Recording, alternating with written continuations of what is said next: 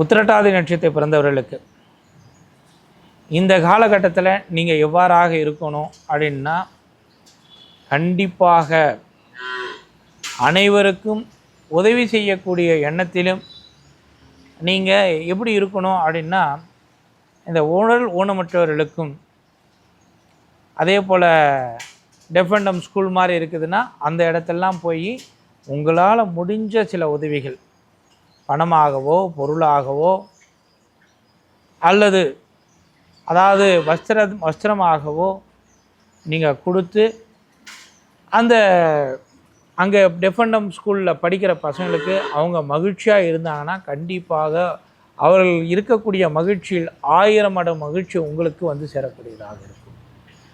சாப்பிட்ற பொருளாக இருக்கலாம், நீங்கள் ஒருத்தர் வாங்கி கொடுத்த அதே சாப்பாடே வாங்கி கொடுக்கணுன்னு இல்லை, அந்த குழந்தைங்களுக்கு ஐஸ்கிரீம் கொடுக்கலாம், சாக்லேட் கொடுக்கலாம், அவங்க சாப்பிடாத சில விஷயங்கள் அங்கே செஞ்சு கொடுக்கலாம்.